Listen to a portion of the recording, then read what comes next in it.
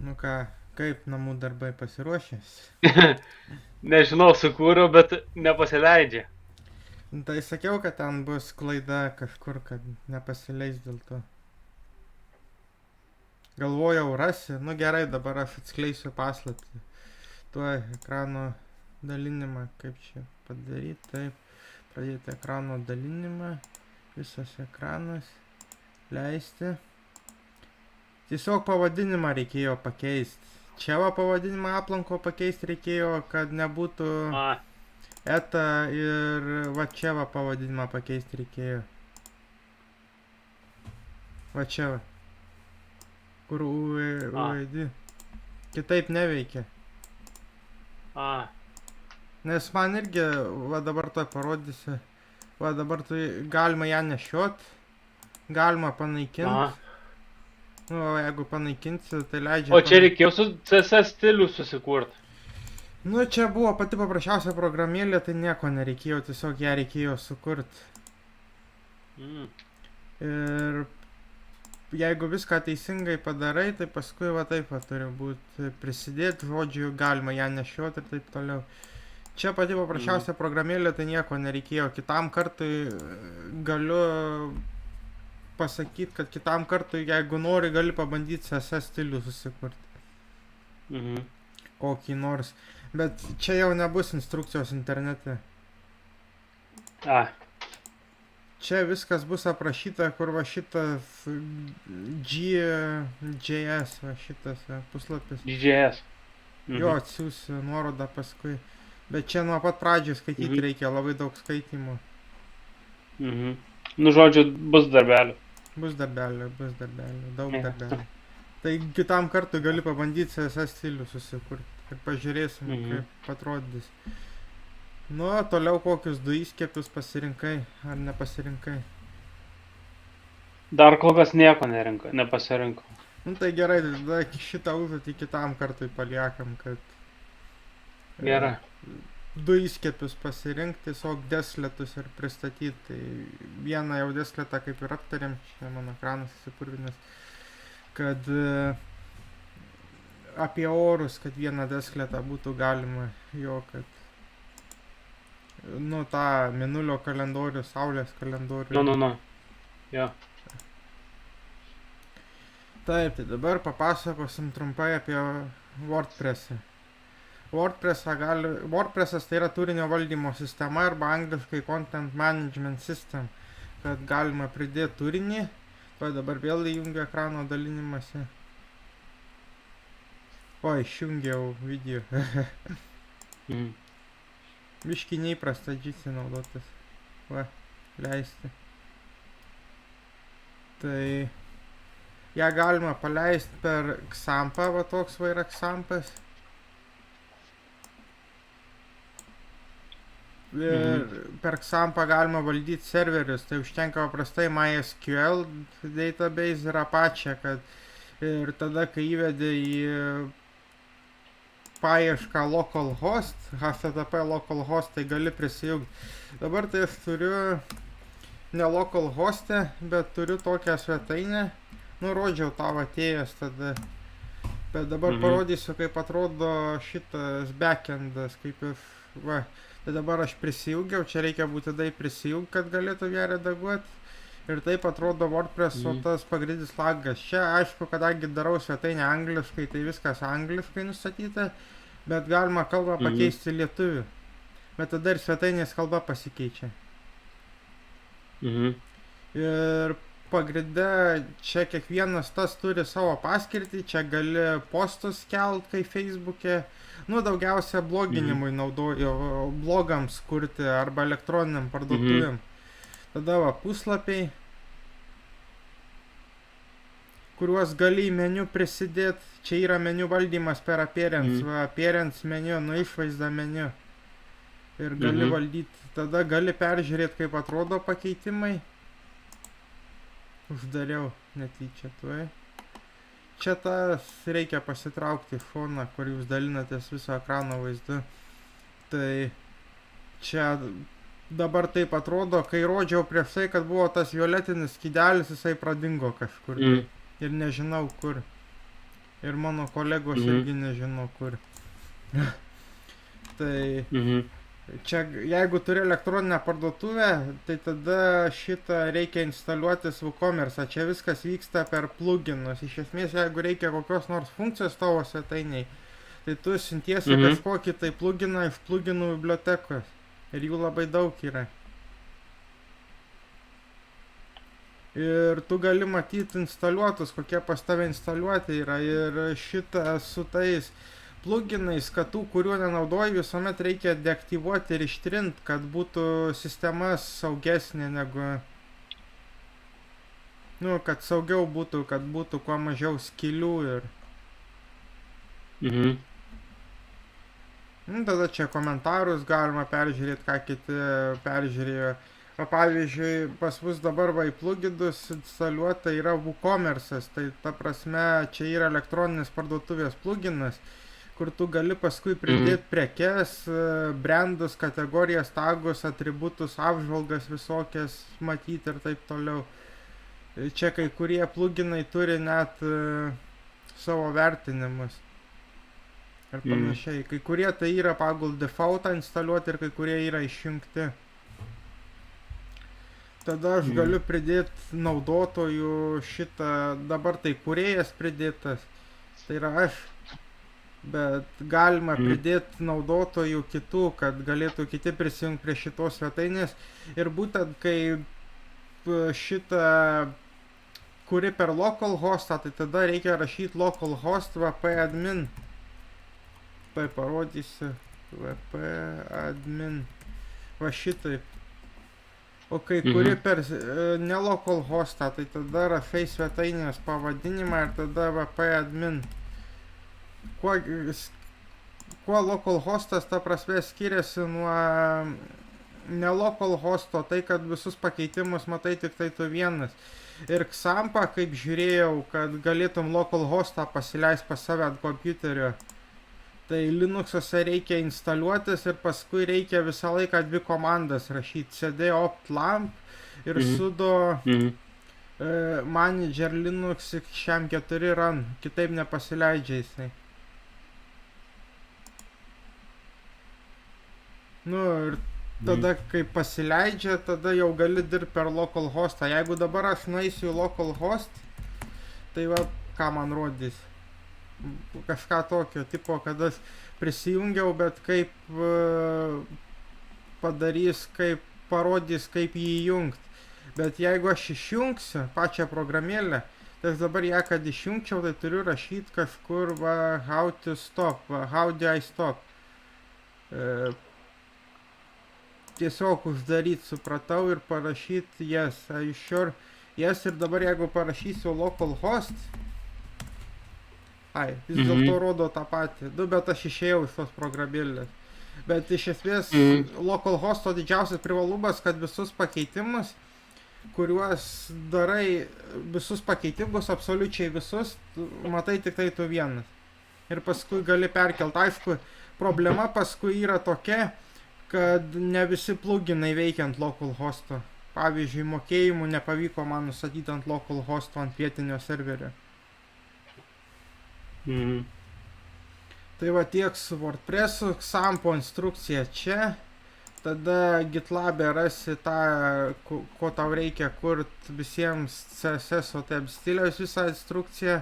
O klausyk, prie Oi, aš GitHub'ą turiu, o GitLab'o neturiu tos. Tai čia nereikia turėti, leidžia matyti tą prasme nesusikūrus. Leidžia matyti nesusikūrus, aš irgi neprisijungęs, tik tiek, kad dabar rodo, kad šita svetainė buvo išleista į pensiją. Nes čia labai sena informacija, 2014 metų, tai jau dabar bus kažkas pasikeitę. Nes su kiekviena versija ten keičia kažką, tai tas kitaip rašosi, tai anas vėl kitaip rašosi ir panašiai. Tai va tiek apie WordPress'ą, tada dar yra be WordPress'o kitų, Joomla yra. Tai Joomla irgi panašiai WordPress'ą iš esmės dabar neturiu instaliuotos, tai parodysiu per nuotraukas, tiesiog tuoj vėl ekrano dalinimąsi. Vos tik tai biškį reikia padaryti viso ekrano dalinimąsi. Tai va, Joomla taip atrodo. Mhm. Kuris geresnis Joomla ar šitas ar WordPress'as? Tai Joomla profesionalesnis, bet WordPress'as daugiau naudojamas. Nežinau kodėl, bet WordPress'ą naudoja daugiau negu pusė svetainių pasaulyje esančių. Mhm. Tada dar yra Drupal. Va toks. Visi jie panašus, kažkuo tai skydelis va šone. Visi nemokami ar reikia Jo, mokėti už visi kažką? nemokami. Visi nemokami, bet jeigu kuri per localhostą, tai už nieką mokėti nereikia. O jeigu kuri ne pagal localhostą, tai tada reikia domeną, hostingą pirkti, nu tokius dalykus. Bet jeigu ant localhosto darai, tai tada nemokama. Jeigu nori, gali pasibandyti namų darbams, tai tada aš tau kurią dieną galėčiau XAMPP instaliuoti, aš jau parodžiau, kaip juo naudotis. Tai prisekčiau tą tai how do I start XAMPP šitas dvi komandas parašyti, cd opt ir paskui sudo manager Linux, arba man veikia tik tai su va šitu va. Čia tas kliaustuose tai leidžia pasirinkti šitą arba šitą. Aha. Pradžioje vis tiek reikia rašyti taškas pasvirasis brūkšnys, nes čia komanda, nu tipo, kad paleist tokią komandą, tai tai gali ant local. Tai žodžiu, manager Linux run pakeisti į tą kitą, ne? Jo, manager Linux X4 run. X4 run. Man ant šito va veikia.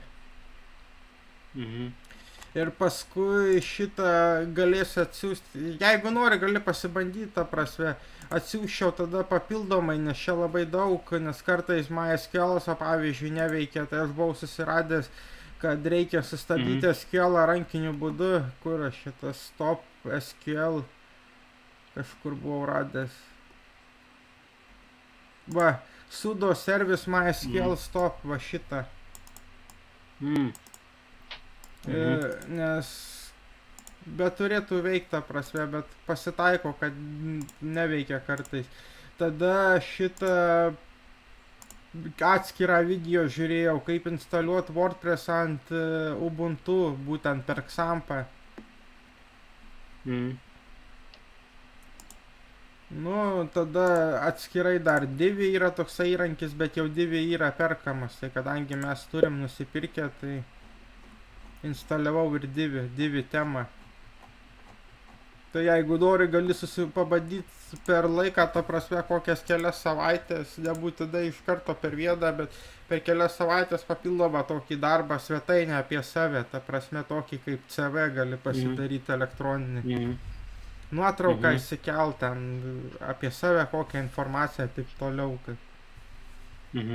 Tai galėsiu kurią dieną XAMPP instaliuoti, nes ten netai paprasta, net pats, kol radau how to install XAMPP, tai reikia atsisiųsti instalerį ir taip toliau, žodžiu, ten yra reikalų. Bet paskui, kai instaliuoji, tai paprasčiau naudotis negu. Aš aišku visą laiką prisikabinęs va šitą Linux Frequently Asked Questions, nes kad tas komandas galėčiau įsikopijuoti arba kad galėčiau su rodiklėm ieškoti. O dabar taip, dabar dar grįžtant prie mūsų deskleto, kuris čia tas mūsų Hello World, tai pavadinimas buvo Hello World eta Orange Shark, tai parodysiu, ką man jisai duoda, kai aš padarau Orange Shark. Tai tekstų redaktorius, įklijuoju kaip Orange Shark, įrašau. Tada deskleto pavadinimą irgi pakeičiu. Hello World Orange Shark. Užverti ir tada, kai aš kabinu ant ekrano, dabar šitą uždarysiu. Taip. Pridėti ekrano programėlės.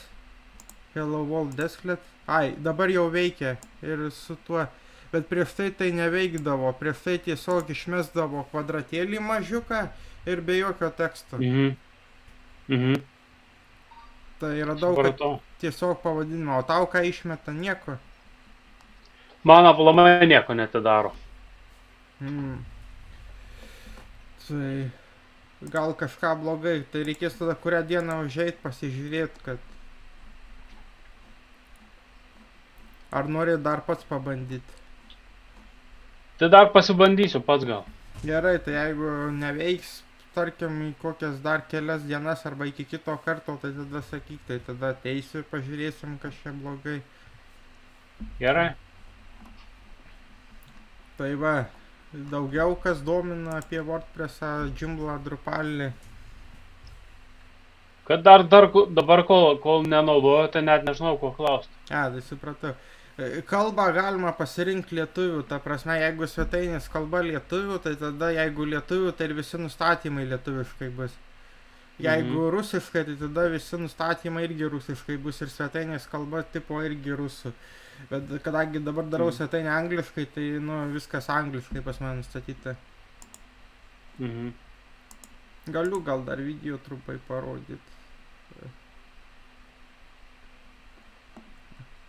Čia 8 minutės kaip tik tai va supažindins trumpai su.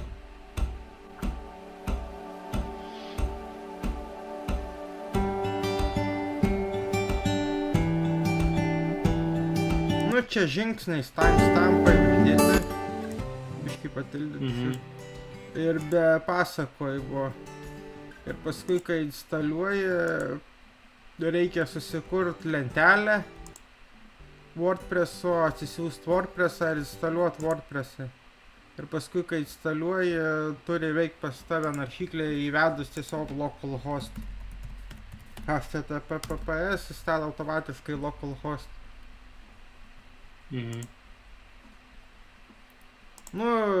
Pats pigiausias būdas kurt programėlės visokias ant localhosto, o paskui, kai padarai programėlę, baigti dalinimąsi. Paskui, kai jau baigi kurt programėlę, tada jau gali šitą perkelt į jau mokamą talpinimą, kad galėtų visi matyti. Toks, didelis privalumas, kad kai darai ant localhosto, kad pakeitimus matai tik tai tu ir ne kiti žmonės. Ir ta programėlė veikia tol, kol veikia localhostas, paskui išjungi localhostą, neveikia. Čia taip ir turi būti. O localhostą išjungi, kada išjungi kompiuterį, kada, kad niekas neįsilaužtų ir panašiai. Jo. Tai va, kažkas tokios. Kuo dar tave supažindint, galvoju. Hello World aptarėm, tada namų darbų pusiau pasiruošęs, pusiau nelabai. Taip, deskletų priminsiu, kad buvau prikabinęs 2 nuorodas, kur deskletus galima pasižiūrėti. Čia irgi parodysiu. Tuoj. Kad buvau 2 nuorodas prikabinės, kur galima deskletus pasižiūrėti, kur juos kad pasižiūrėtum ir kaip CSS rašosi. Čia va, files readero. Kaip jisai jungiasi su. Čia iš esmės nieko labai daug yra, bet šito deskletų. Labai trumpas, tik 44 eilutės kodą. Bet čia va, background color, balta, va, matai. Paddingas, spacingas, čia font dydis va 1,5 M, o ne šitais pikseliais ar PT. O kodėl ne pikseliais, o milimetrais, ne?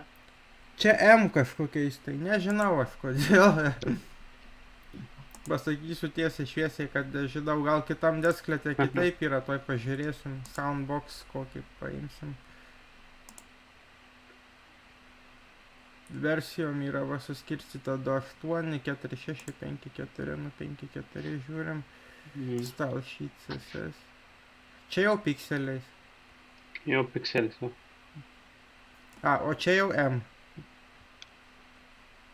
bet ikonos dydis, o ten šriftas, o čia ikonos dydis.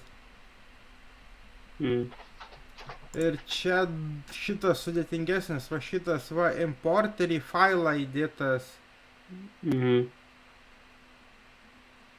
Čia daug analizavimo žodžių kaip parašyta, tai ne per vieną dieną padaroma, tai kitam kartui arba dar kitam kartui pabandyk jo CSS parašyti, kad Mm.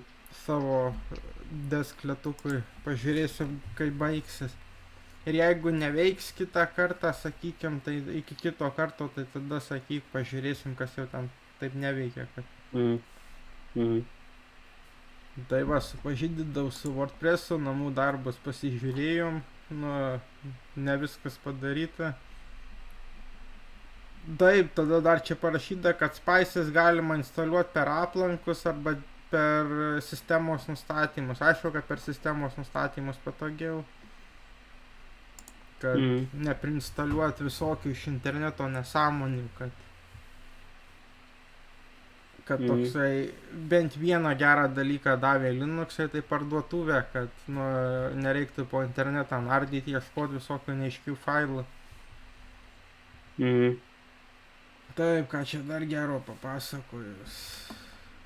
Taip, tada kiek kalbėjom apie verslumą, tai tada dar galiu pridėti šiandien straipsnį, labai gerą buvo apie Steamą, kad visi darbai, ta prasme, reikalauja KPI tokį savo tikslus nusistatyti, žinai, kad visi, kai verslą darai, kad direktorius arba akcininkų taryba nustatytų KPI, tipo tikslai pasiekti 30% maržą, pavyzdžiui, per 3 metus, per 4 metus, kad būtų 1000 klientų, nu čia kaip pavyzdys. Šitą mus mokė taip spiečiai, tas KPI labai daug ko susideda, to vėl padalinsiu ekraną. Va, to parašysiu KPI. Key Performance Indicator, tai kiekybinis rodiklis matuojantis verslo veiklos pažangą siekiant konkrečių strateginių tikslų. Nustato tikslus, stebi pažangą, padeda priimti sprendimus, motyvuoja, tipo, kad kuo daugiau, tai pavyzdžiui, gali būti KPI per finansus, kad uždirbtų, kaip sakiau, 30% maržą, taip toliau. Tai mus šitaip mokė, o šiandien įkėliau straipsnį į Linuxų grupę, kur buvo parašyta, kad Steamas šūdo nemala, ta prasme, jie neskaičiuoja nei jokių KPI, nei nieko ir dėl to yra tokie patikimi, o visi kiti konkurentai, kurie skaičiuodavo KPI, pavyzdžiui, Microsoft'as, turėjo masinius atleidimus, nes tipo nepasiekė tų tikslų, tai kažkas turi už tuos tikslus atsakyti, nepasiekė tikslų savo visokių, nepasiekė tikslų, tai vedė prie masinių atleidimų, platformos neišbaigtumo ir panašiai. O Steamas šūdo nemala ir neskaičiuoja tų KPI jokių. Jie tiesiog verslą daro ir viskas. Ir Steamas yra didžiausia platforma atrast naujus žaidimus, bet nereiškia, kad jie yra vienintelė, yra ir daugiau, yra ir GOG ir taip toliau. Visų aš net neatsimenu, to įvesim Steamos alternatyvą, Steam Alternatives, pažiūrėsim, kokios yra. Ir kai kurios šalis turi net vietinės alternatyvas savo asmeniškai Steamo. Tai va, Epic Games Launcher, GOG'as, Humble, Itch.io, nežinau ar girdėjęs Itch.io, man Itch.io labai patinka. Ne, aš iš šitą palauk, ten. Steamą? Ne, Steamas tai aišku, bet kažkaip dar ten vieną iš tų, kur minėjai, girdėjau. Epic Launcherį gal, ne? Ne. GOG? Ne. Tuoj pažiūrėsim vėl. Steam Alternatives.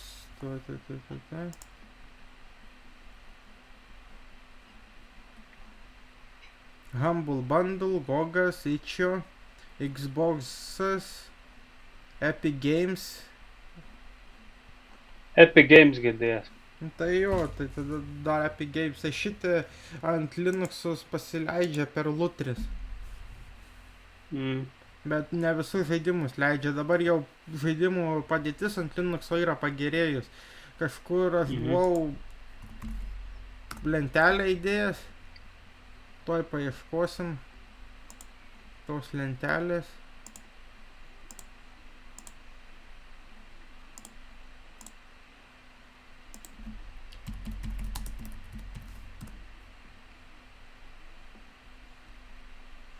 Mano grupė, kur jinai...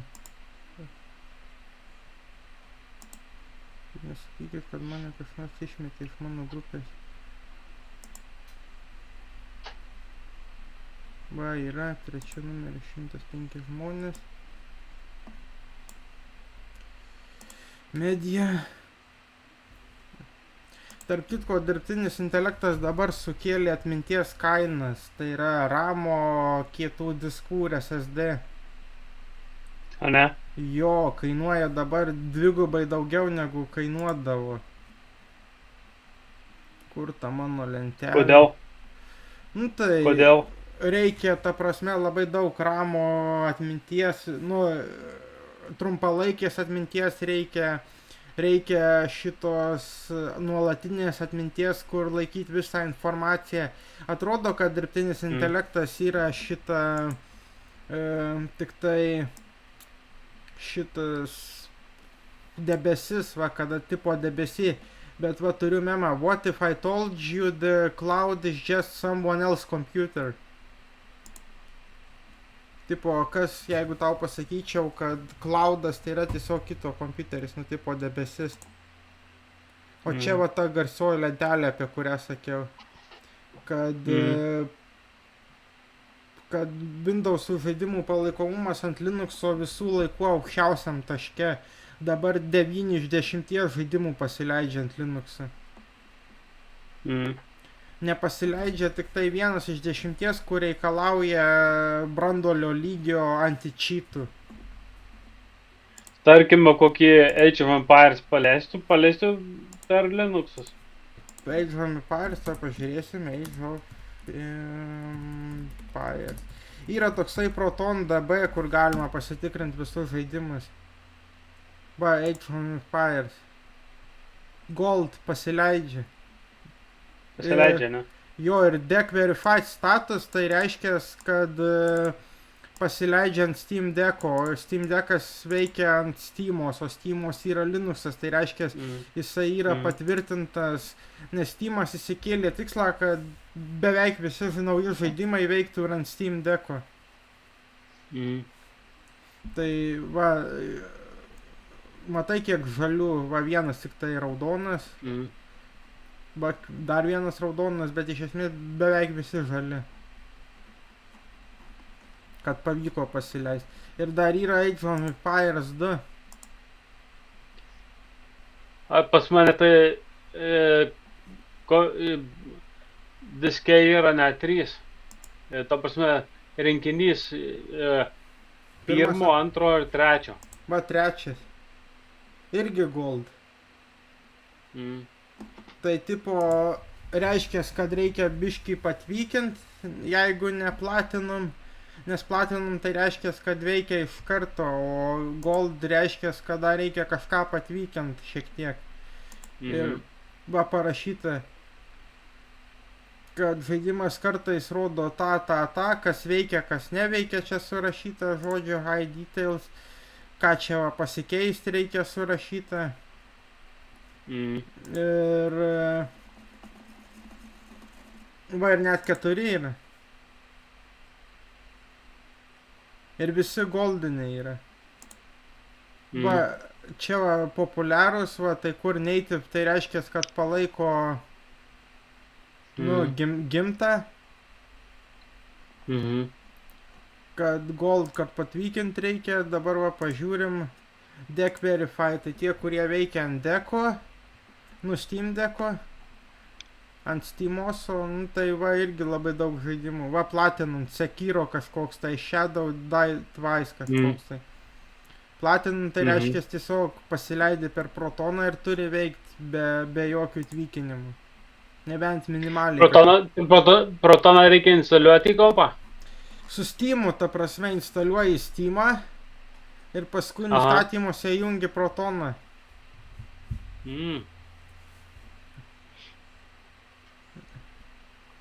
Yra daug instrukcijų internete, nebijok YouTube'u naudotis. Tai YouTube, ta prasme, yra visos instrukcijos, kaip pasileist. Aš kadangi beveik nežaidžiu, aš iš vis nežaidžiu dabar jau daug metų, tai man kaip ir nereikėjo, tai Steam Proton Linux įvesi ir bus.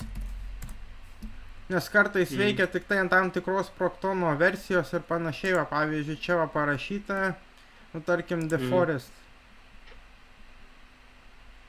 Proton.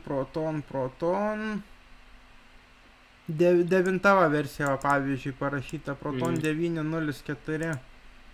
Bet čia reikia ant Fedoros, ant Minto nepaleisti, ne? Ant Minto, paleisi ant Minto? Paleisi, ne? Jo. Taigi Linuxas, ant Linuxo ar pasileidžia. Svarbiausia Linuxą turėti. Protonas tai yra Vinės forkas. Vinė tai yra ne emuliatorius. Vinė tai yra kaip Windows'ai tiesiog perdaryti, kad tiesiog Windows'ų sluoksnis, kad veiktų. Va dabar 10 yra naujausia versija 10. Ai, čia download Vinė. Man reikia database. Ir kai kurias aplikacijas gali paleisti ant Vinės. Ne tik žaidimus. Va, Adobe Animate Flash'as C6.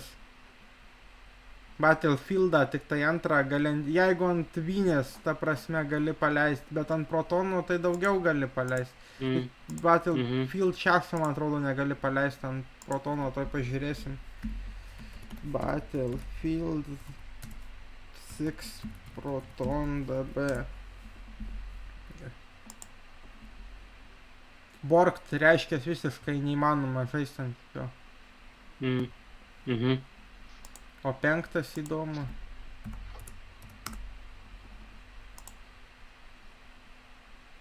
Silver, nu tai su mažom problemom, bet veikia.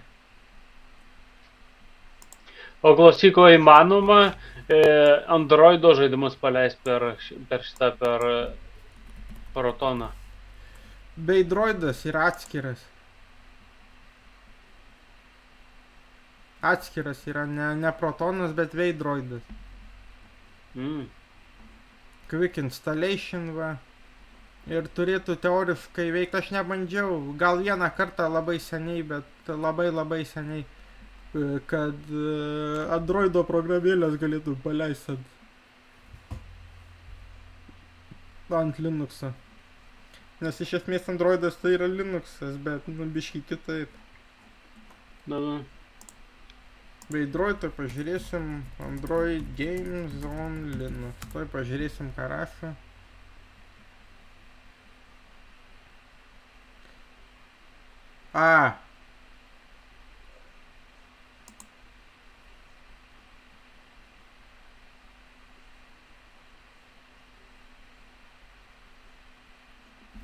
Apie žaidimus rašo, kad reikia ARMR procesoriaus arba ARMR sluoksnio, ta prasme, dar vieną papildomą instaliuoti. Čia yra, ką veik paleist žaidimus ant. Nes reikia ARMR procesoriaus. Ai, ten mano nepaleisi, ne? Ne. Nu, galima bandyti, nes čia yra, ta prasme, visokių gidų, kaip, pavyzdžiui, ant Fedoros, kaip androidinių žaidimų žaisti yra nustatyta, parašytas, diskusija.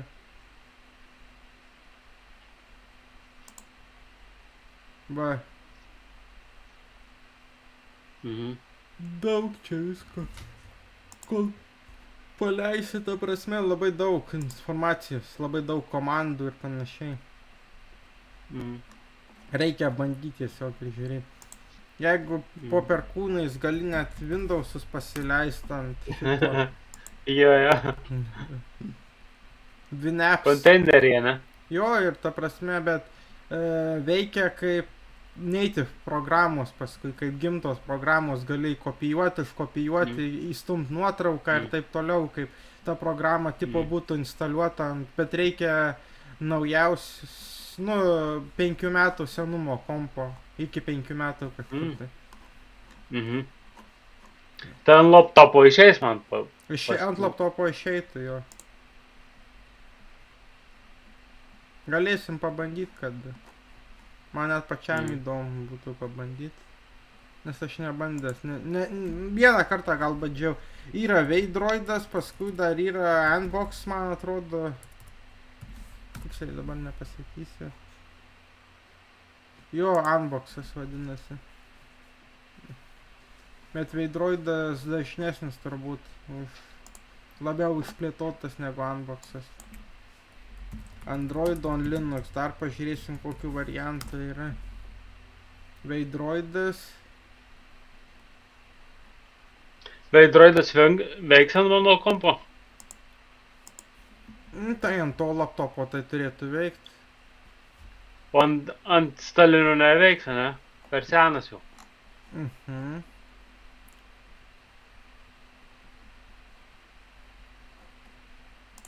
Dar gali pabandyti, ta prasme, sakėjai Spotify, bet yra toksai dar Spotube gali pabandyti, va dabar prisiminiau. Spotube tai yra miksas tarp Spotify'aus ir YouTube. Gali pabandyti, ar veikia, bet ten paskui reikia prisijungti vis tiek prie Spotify'aus, kad galėtum klausyti. Tai Spotify'aus paskyras, kiek suprantu, tu turi, tau jokių problemų nebūtų. Turiu.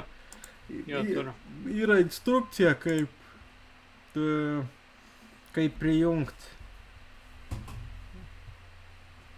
Yra visa instrukcija, kaip prijungti, ta prasme, Spotify'ų prie, ne tik Spotify'ų, ten galima iš vis kelis prijungti. Ir YouTube'as prisijungia ir groja muziką, ta prasme, taip toliau.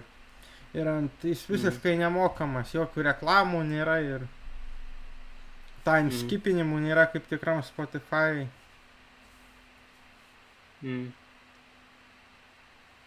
Tai va, tai Veidroidą galėsim pabandyti, nes aš dabar neįsivaizduoju, kokio jisai padėti. Atsiprašau. Net neįsivaizduoju, kokio jisai padėti.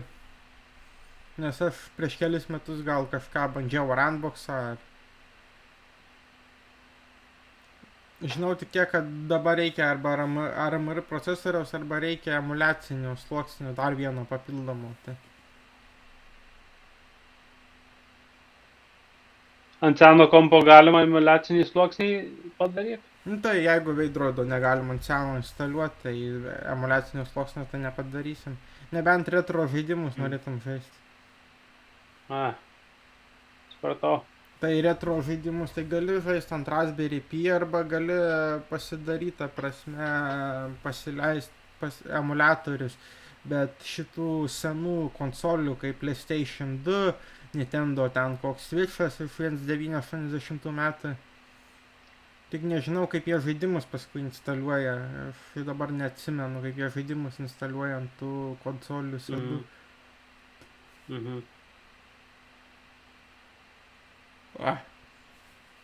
Tai neatsimenu, kaip jie žaidimus instaliuoja. Šiaip, jeigu mes tai paimsim,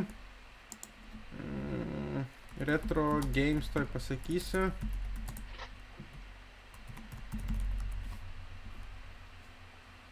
Retrostiklas sako, yra toksai. Tai jeigu mes paimsim, tai yra 85 000 žaidimų senų, ne? Steamą jeigu paimsim.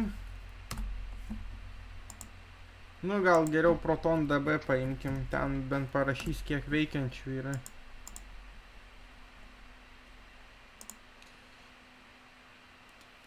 Verified or playable 23 000, tai jau turim 108 000.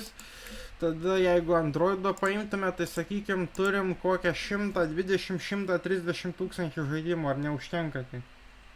Per daug, net. Gyvenimo neužtektų visus sužaisti. Bet yra iš ko rinktis už tai. Būtent yra iš ko rinktis. nepatinka vienas, gali kitą dieną jau kitą žais, net nebūtinai kitą dieną jau net nepatinka vienas, po kelių paspaudimų jau kitą gali instaliuoti. Jo. Tai vis tiek aš manau, kad su laiku įsipildys dar vieną prognozę, kad šitas Windows'ai taps emuliatorium Linux'ų viduje. Nu jie ir tapo, iš esmės atsirado WinApps'as. Tik tiek, kad kuo skiriasi WinApps'as nuo Protono, tai kad WinApps'e tu gali leisti tik tai programas, kurios, ta prasme, nereikalauja DirectX 9, DirectX 8 ar DirectX 10. O per Protoną gali leisti visas programas, kurios reikalauja Direct 8, Direct 9, Direct 10. Čia grinai Windows'ų yra nesąmonė tokia ir be jos nepasileidžia žaidimai kai kurie. Tik aišku, aš dar radau instrukciją ant kai kurių žaidimų parašyta, kad jeigu norite žaisti šį žaidimą, tai neinstaliuokite tik tai Play on Linux ir Wine, nes arba jeigu instaliavote, tai visiškai švariai išinstaliuokite, nes kitaip neveiks. Tai yra kažkur video internete, kaip paruoš Protoną, ta prasme, ir Lutris, kad būtų galima žaisti žaidimus. Tai kada, jeigu bus didelis azartas, kada tai galėsim pabandyti paleisti ir tą Age on Fires Gold, tai rodo, kad reikės... Aš dar palauk, kažkokį naujesnį turiu. Palauk, to pažiūrėsiu. Tai neskubėk, laiko dar turiu.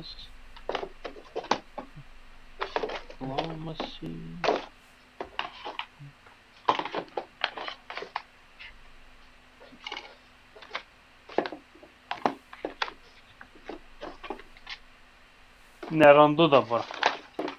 Bet žinau, kad gerą žaidimą turėjau. Iš disko? Jo, iš disko. A, tai iš disko biški... Grina Microsoft žaidimas. Ai, tai. Iš disko biški dar kitaip negu per... Iš disko, nu, Steamas kai atsirado, tai Steamas daug supaprastino ir Steamosas kai atsirado irgi daug supaprastino žaidimų instaliavimą ant Linux'o. Ai, dar Itch.io yra, dar šitą pamiršau, yra ten ir nemokamų žaidimų ir prototipų ir taip toliau. Tai jeigu skaičiau, kad 120-130 tūkstančių, tai čia gali būt, nu, dar milijonas. Jo. Bet čia visokių žaidimų ir prototipų. O jie nesikartoja? Žanrai kartojasi.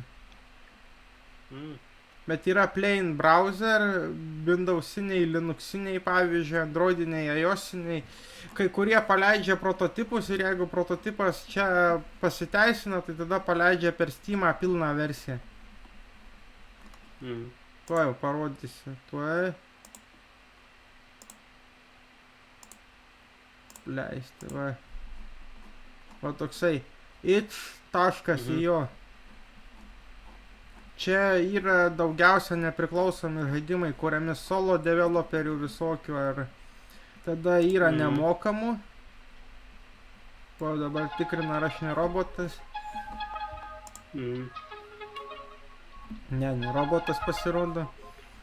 Tai yra nemokamų, tada yra mažiau negu už 5 eurus ir taip toliau. Nu, čia labai daug filtrų yra, nes labai daug žaidimų visokių.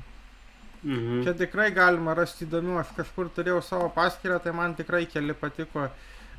Tada yra žaidimas, pavyzdžiui, toksai Ukrainian Farmers Itch.io, man atrodo, toksai yra. Tuoj. Jo, šitas.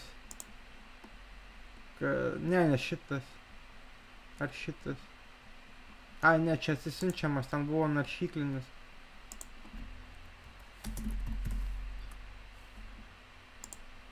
Va, Farmer Stealing Tanks, va šitas. Tai jisai buvo naršyklinis ir su Unity padaryta.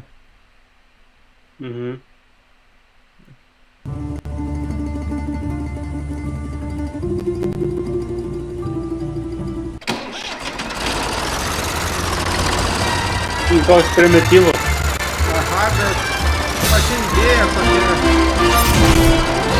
pati idėja tokia, kad šitą tankus reikia parvaryti į fermą. Ir kuo daugiau tankų, kol tavęs nesusprogdino ir sraigtasparniai visokie taip toliau. Ir kūro, ta prasme, užsipilt reikia ir degtinę gali irgi ten, žodžiu, daug. Nu, pirmom dienom Ukrainos karo sukurta, kai paskui jį ten tobulino, dabar seniai žaidžiau, bet jis man irgi patiko toksai nestandartinis žaidimas, kad atrodo, nu, toks primityvus, bet užkabinantis, tiesiog, kad tankus reikia parvaryti į fermą. Yeah. Kuo daugiau tankų, žodžiu, per tam tikrą laiką ir tai tų žaidimų yra daug. Ir vienas pas mus norėjo būti žaidimų kūrėjų, bet gavosi, kad netapo žaidimų kūrėjų ir niekada netaps. Kodėl? Nu, jo per 5-6 metus, ką jisai sugebėjo padaryti Minecraft'o skaičiuotuvą ir tai aš nemačiau, ar jisai jį padarė. Jis tik tai gyrėsi, kad padarė. Per 5-6 metus. O per 5-6 metus kiek daug galima padaryti. Taip. Tai gerai, galėsi pabandyti dabar deskletui CSS uždėti savo. Pirmiausia, tai aišku, jį reikia priversti veikti, kad... O paskui nežinau. Tam pačiam Hello World? Jo, tam pačiam. Jeigu nori, gali susikurti kokį kitą, bet tada... Ne, man bandysiu ant to paties. Gerai, tai pirmiausia, jį paleis, kad parodžiau. Jeigu viską gerai iškopijavai, nes ten tik tai copy paste reikia padaryti, atverti su... Tai... Šiaip aš buvau per ChatGPT paprašiau, kad sugeneruotų kodą. Tai gal dėl to ir neveikia. Nes ten tik tai copy paste. Ten reikėjo tik tai copy paste iš to tutorialo iškopijuoti ir turėtų veikti. Atsiųsiu aš tau tą tutorialą. Ir CSS ir HTML sukūriau. Ir JSON, JavaScript'u. Tai supratau, kad tapai vibe coderiu. Kaip dabar labai patinka vibe coderis. Ką reiškia? Tipo, kad tiesiog aprašai, kaip padaryti dirbtiniu intelektu, dirbtinis intelektas padaro, tai tipo ne programavimas, bet vibe codinimas, vadinasi, tipo, kad vibas tai jausmas. Tipo, kad jauti programavimą, bet pas neprogramuoji ir labai daug mymų yra. Ir labai daug mymų yra, va, pavyzdžiui, kad vibe codinimas trunka, 2-3 minutės, kol sugeneruoja dirbtinis intelektas, o paskui šitą 2-3 mėnesiai ar net 2 metai, kol debugini. Per sudėtingą viską padaro, ne? Nu, su klaidom viską padaro ir... A, ne? Nu, reikia taisyti labai daug, kad labai daug mymų yra tokių ir... Nu. Tai tau tiesiog reikia padaryti copy paste. Jeigu viską gerai copy paste padarysi, tai turi veikti. Paskui jau galėsi badyti su dirbtiniu intelektu ir vibe codint. Aišku, nepamirš paskui debugint. Draugas kažkokį kitą naudoja. Paraplexity gal? Ne, tas vis mokamą, ta prasme, naudoja. Tai... Ta prasme, nes ChatGPT tai yra dirbtinis intelektas, o jis naudoja kažkaip ten, kad būtų assistant,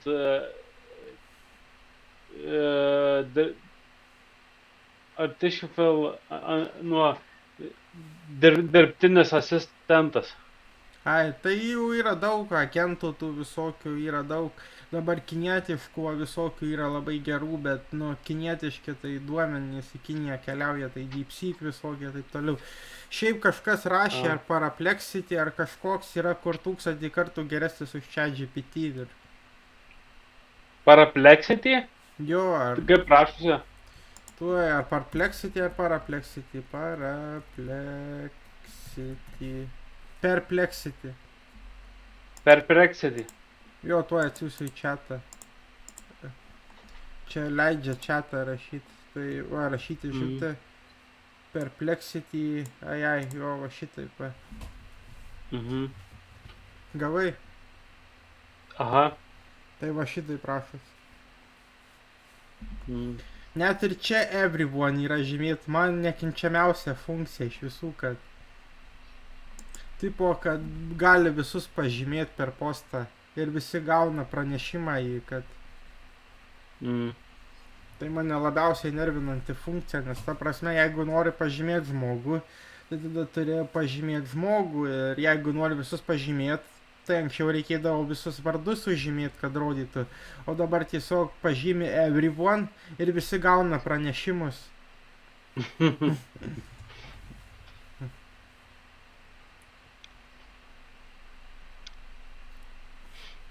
Tai va, tai sako, kad Perplexity jisai tipo, ar dar kažkoks yra, neatsimenu, jau reiks paieškoti Facebooko grupiai, kad sako, kad 1000 kartų geresnis už ChatGPT.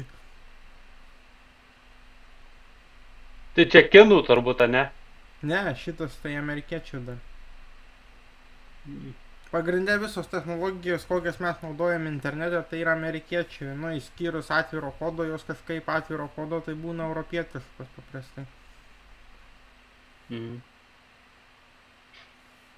O kinų tai DeepSeekas, va tikrai dabar neseniai kažkoks tai išėjo, kad už 5 milijonus kur padarė, kad įrodė, kad nereikia 50 milijardų, kad dirbtinį intelektą padaryti.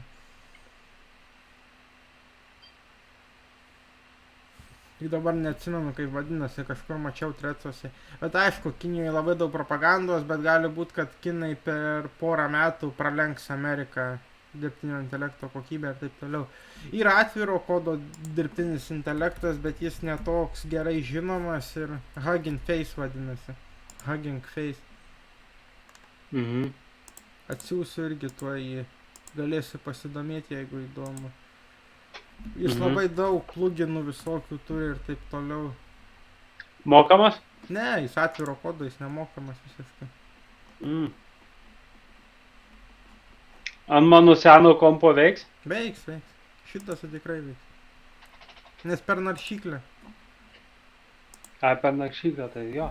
Jo, tai per naršyklę. Tai galės žaidimus, kur kiti tai žaidimus dabar kepa vieną po kito su dirbtiniu intelektu ir deda pardavimui jo. Aš net neįsivaizduoju kaip, nes sakau, labai daug debugint reikia. Jo. Net pabandysiu tuoj memą surasti.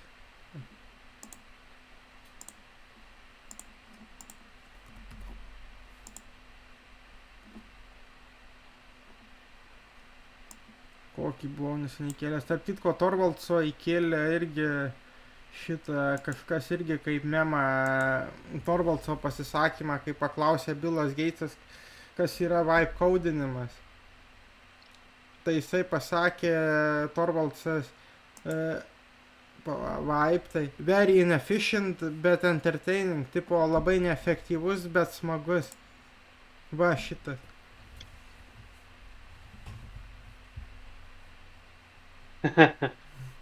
Geras. Net 2 veidus turi, va. Jo. Tada kur čia tas Torvaldso, gal netyčia rasiu pasisakymą. Čia va, Windows 11. Mhm.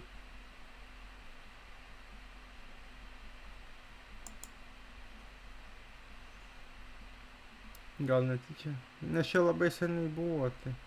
Va, labai dabar dažnai kiša dirbtinį intelektą ten, kur kur tik įsivaizduoja, žodžiu, niekam jo nereikia, bet visur į Google Mapsus dabar integruos dirbtinį intelektą. Man tai šitas labiausiai patinka. Bet vis tiek naudoja masiškai. Tipo, bijo kiekvieno Microsofto sprendimo, bet vis tiek naudoja masiškai. Mhm. Tai va šitas. Very inefficient but entertaining. What does vibe and vibe coding stand for? Very inefficient but entertaining. Ja.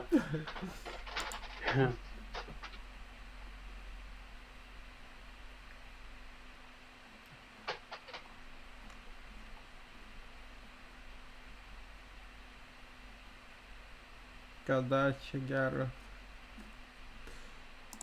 baigti dalinimąsi. Tai va, tai pradžiai gal nereikia didelio projekto, užteks deskleto, paskui jau didinsim projekto apimtį kažkaip, tai nes jeigu neveikia desklet, nes kad paskui nebūtų taip, kad... Tai veiks, aišku, kad veiks, to buvo, kad copy paste tik tai padaryti, tik tai pavadinimo pakeisti, aišku, kaip. Tai jo, aš galvojau, kad... Aš biškai per daug sudėtingai galvojau, nes galvojau, reikia CSS, HTML ir taip toliau.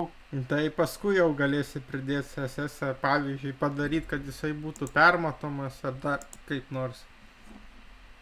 Žiūrint, kokį tu jį įsivaizduoji, tą Hello World. Yeah.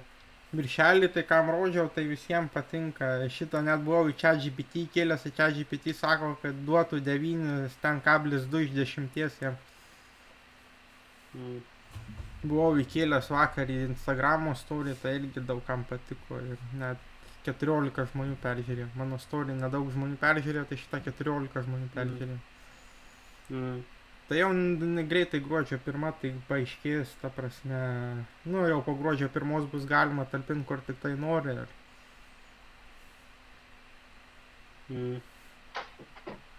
Tai žiūrėsim, kaip ten bus.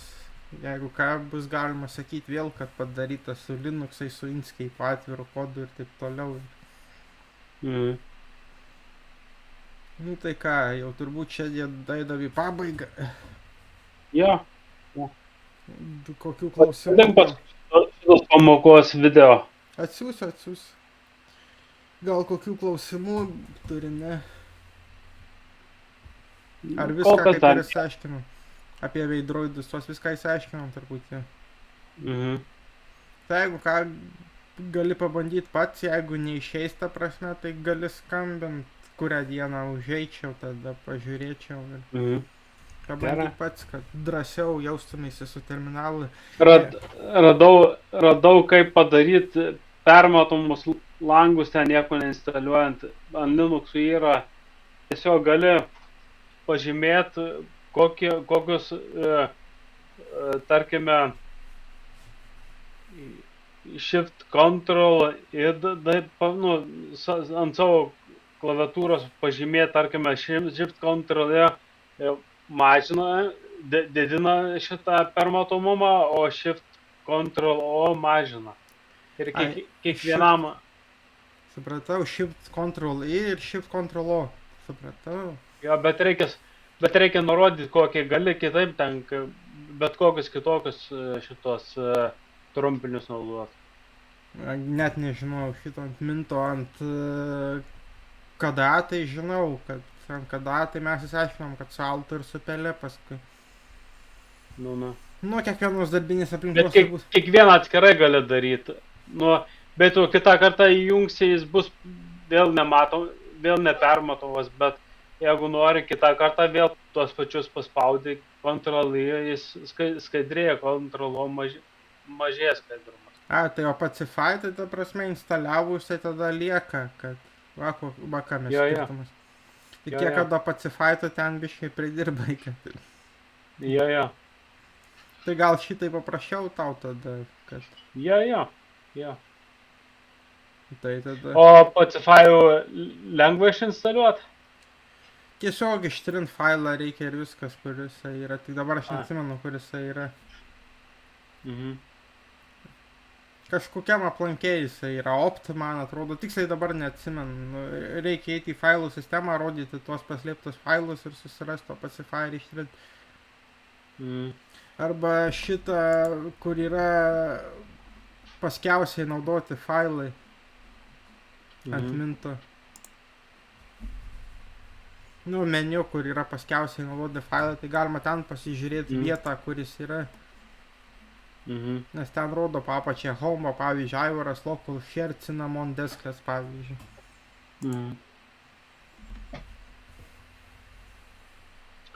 Tai šiandien kaip ir baigiam, ne? Jo, šiandien kaip ir baigiam, jeigu ką, kas nesigaus, ko reikės, skambink, pabandyk pats, aišku, drąsiau ir su terminalu, ir sugadinsi, tai perrašysim, nieko čia baisaus, kaip ir praeitą kartą perrašėm.